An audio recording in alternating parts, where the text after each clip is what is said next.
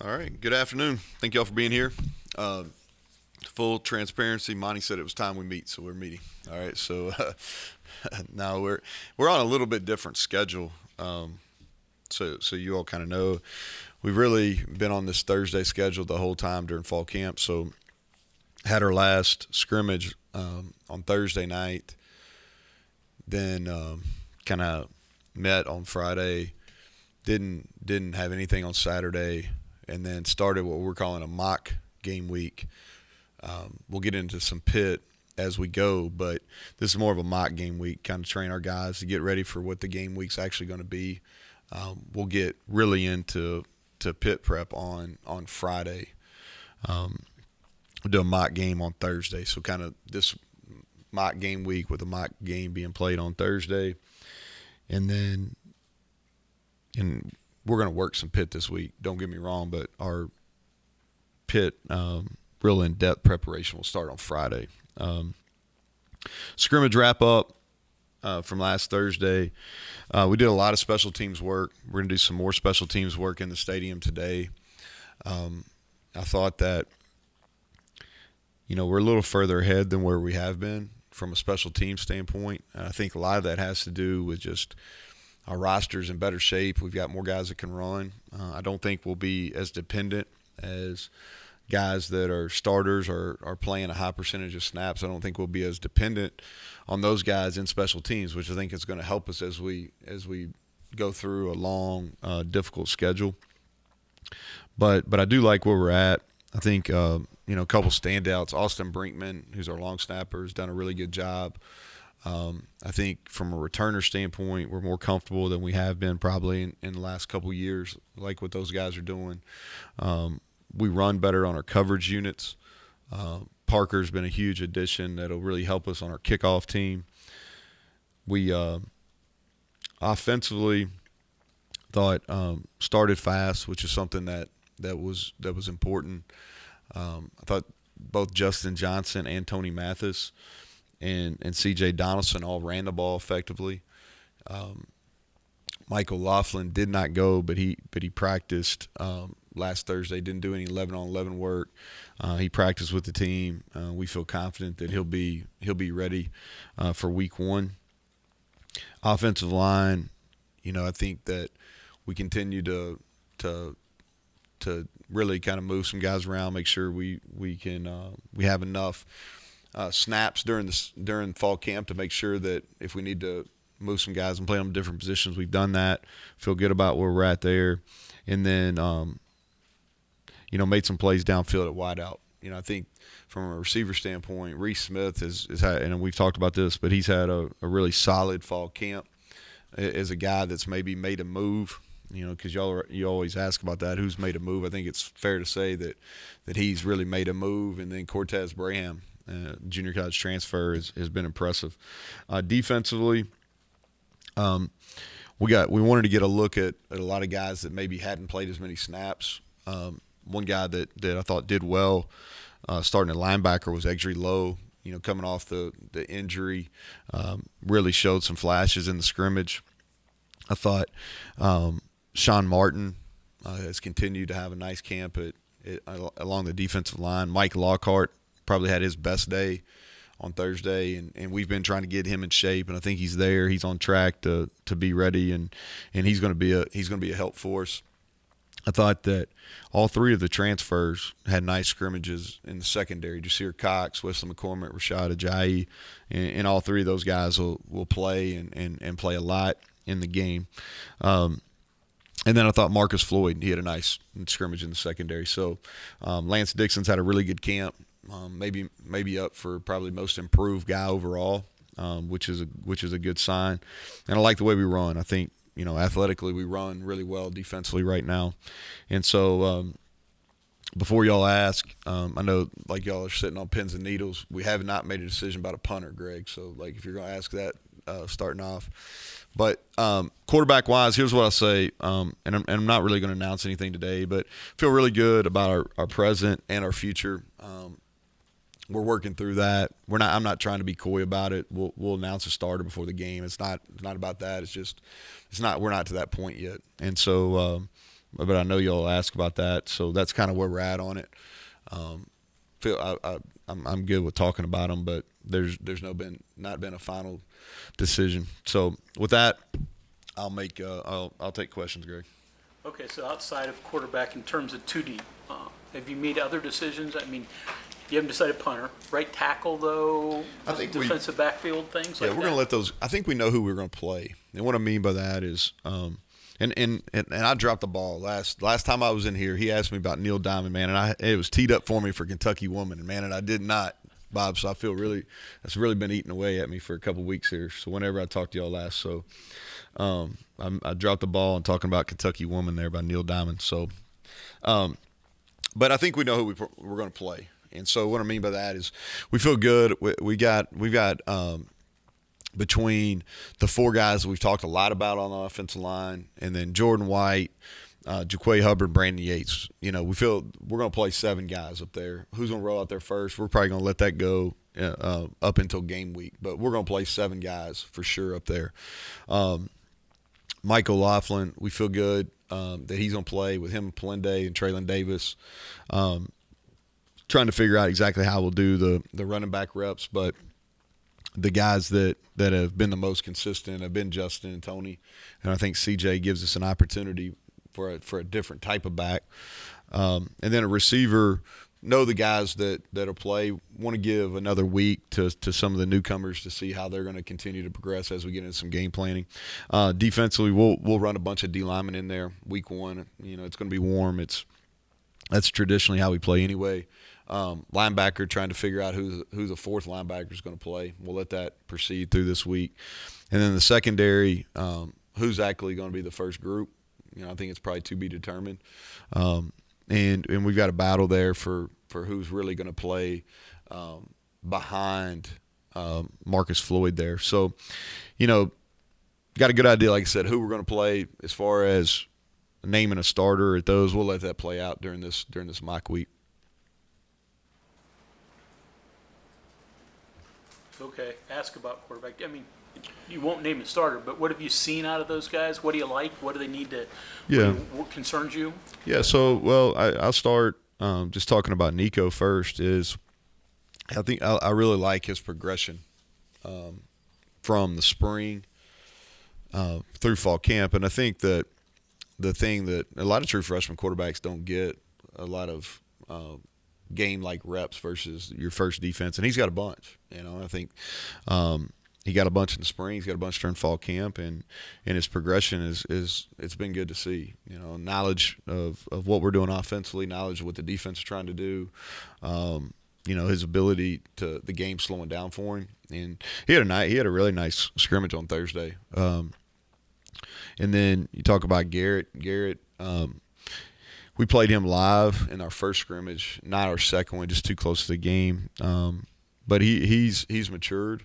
He's got to continue to work on his decision making, but really from an arm talent standpoint and throws he can make, he's really flashed, and he's gotten faster. He's ran one of the fast on our GPS. That Mike keeps track of. He's ran some of the fastest times during fall camp. And then JT's experienced. He's very mature. We've talked about his intelligence. I think his timing has improved as he's gone because, we forget, the summer workouts are so different as far as throwing full speed. We're able to do some OTAs, but it's not necessarily you're not throwing and you're not throwing versus defense. So they do that on their own. And so he's just had these, 14, 15 practices to really get his timing down. And you can see that improving. And then Goose has been really steady. I think that's the kind of, he's consistent, knows what to do, throws a very catchable ball.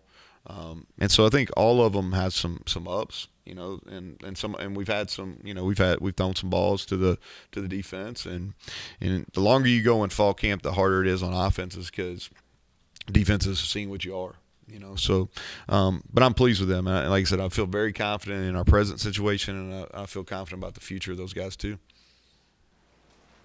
Defensively, when you go to your 6 defensive backs and more specialty packages, would you rather have a guy that's focused on that extra DB spot, or is it okay if it's a backup at one of the other positions? Which one? No, I think it's what you want to do is if you could have somebody that was their specialty role, that'd be good. And we're trying to get some young guys ready for that. Whether they'll be ready week 1 or not, I think it's to be determined. But we've got some guys back there. We've talked about Charles, and we've talked about the 2 transfer corners, Andrew Wilson-Lamp, and some of the other guys. Lamp, this is a big week for him. He had a probably his best scrimmage on Thursday night. This week, get him some more reps versus good people and kind of see where he's at. Marcus and Aubrey Burks have been really consistent. Hershey McLaurin's coming along, Jasir, Davis Mallinger. And then can Jacoby Spells get himself ready where he can be a guy in a dime package or something like that? I think that's probably to be determined. When you make decisions on personnel, what do you factor in more? Guys that make great splash plays or the guy that minimizes bad plays? What do you value more whatever position it is? Yeah, I think playing time in general is about trust, and you want consistency in performance. But there's also it's going to be taken into account, can this guy make a big play, because, our game's so much explosiveness now. And so those guys have a little bit longer, runway, so to speak. But we're looking for consistency. And also, too, I think, is you got to be able to project a little bit. It's a long year. And so as you get going in the season, the adrenaline from a first game, the heat's definitely a factor. So you got to be prepared to play more guys early on and knowing that you're going to have injuries and some things that happen during the course of the season. So you want to get those guys in games early where they'll be ready down the road. On the quarterback thing, Mm-hmm. I'm not using your words against you, but you mentioned before that second Thursday scrimmage, that's kind of like when I think you said like you'll know when you know. And Yeah. It should arrive around there. And you say you feel confident about that. And we got a really good idea, Mike. We just hadn't done all the work before I came in here and talked to y'all. Playing an FBS team right away, how does that change this week? A really good FBS team. Yeah, right. away. Versus Yeah. playing like Eastern Kentucky Mm-hmm. or an FCS team, and I don't know, maybe you can be a little bit more broad with personnel in this next 4, 5, 6 days versus maybe to be more immediate, more urgent with who you get practice time in this week.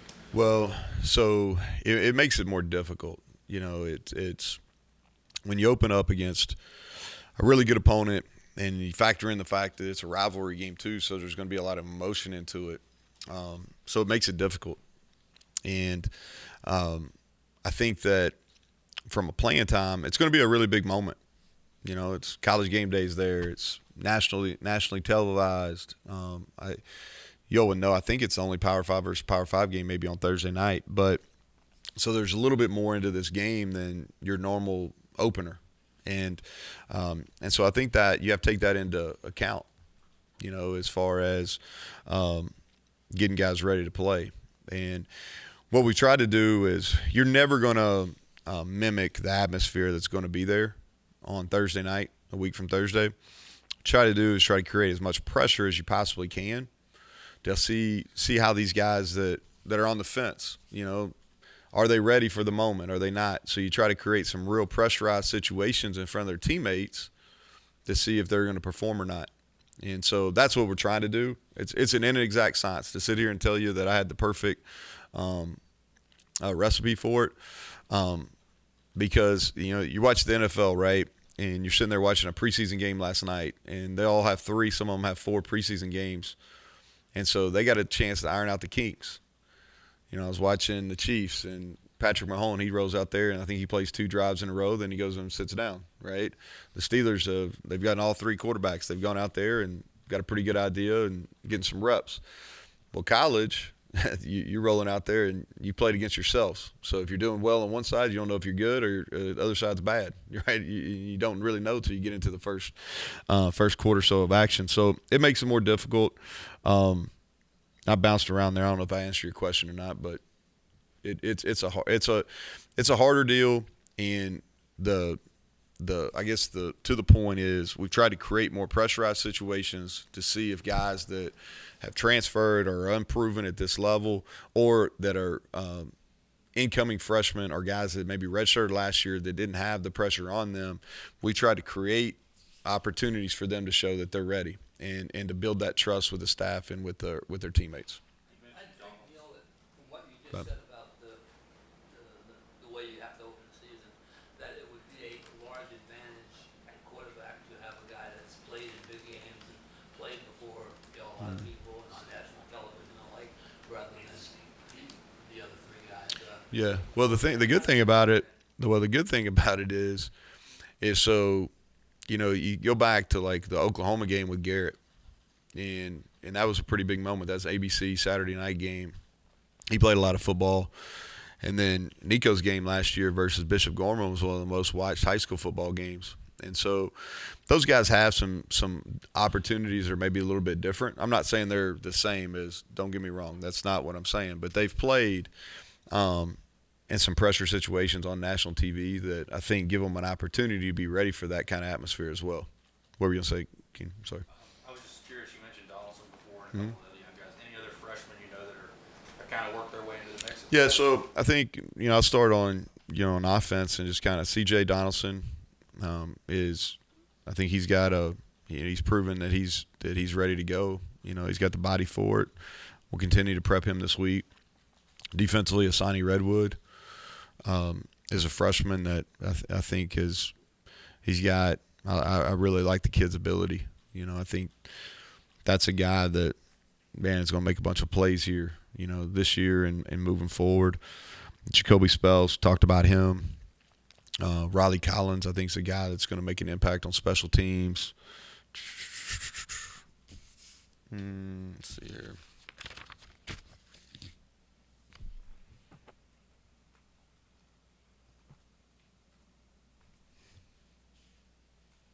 I think those guys are the main guys for when we talk about like true freshmen that have stuck out over the last week or so. You mentioned punter earlier, too. How are things going there? Well, that's a battle. Yeah, and I was kind of joking about it, but it is a battle. Colt McGee and Oliver Straw. That's a battle.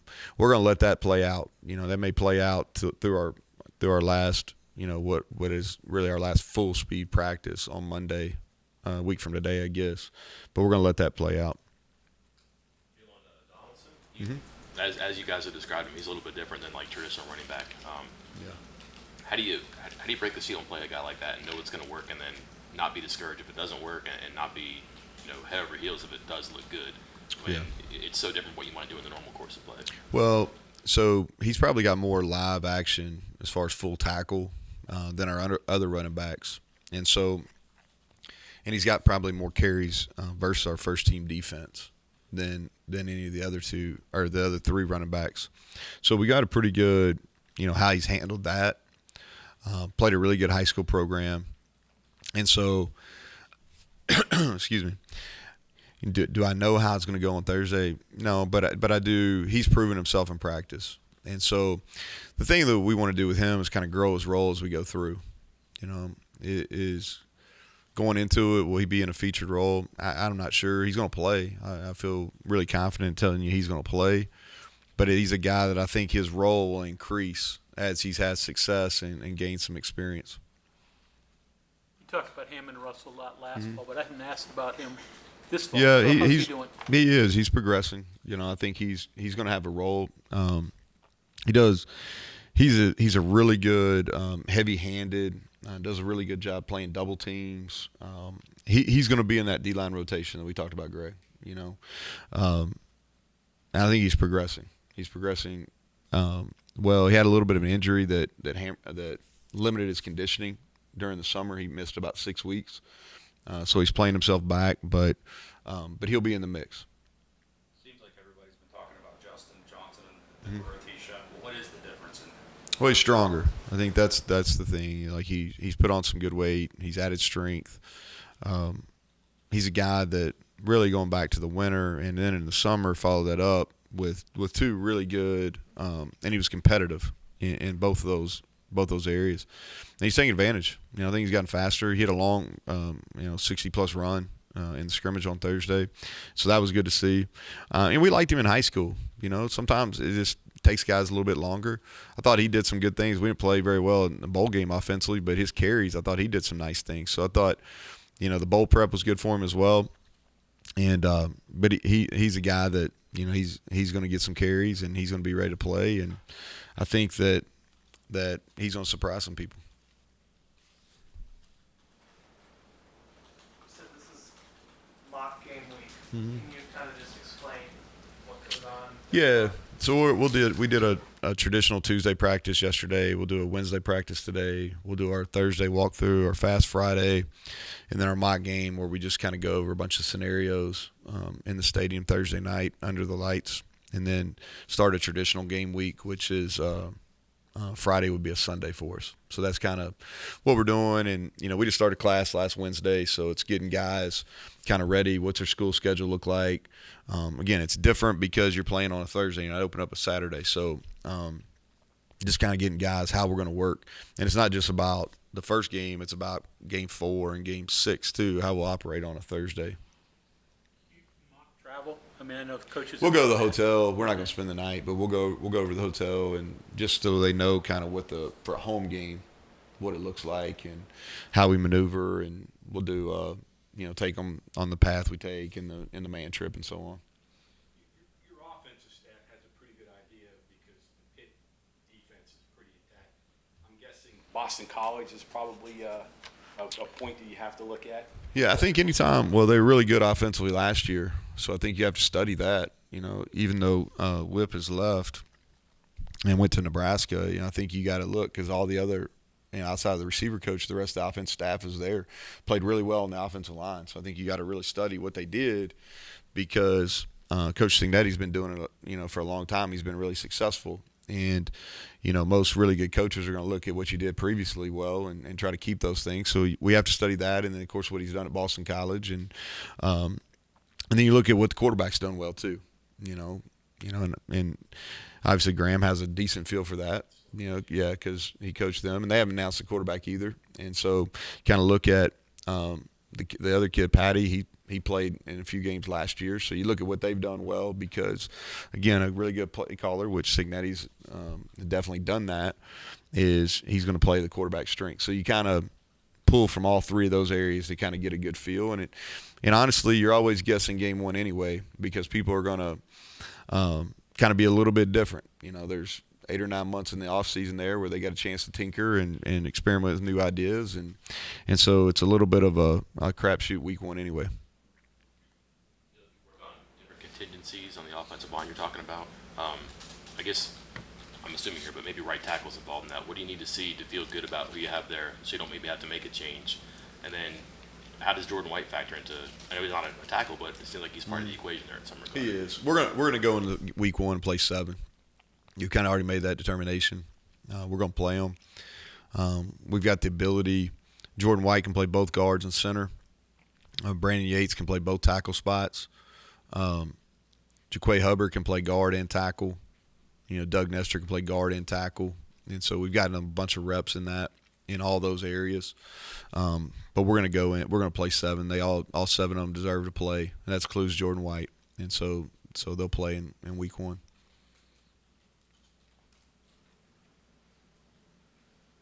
Anybody else? All right, good deal. Thank y'all.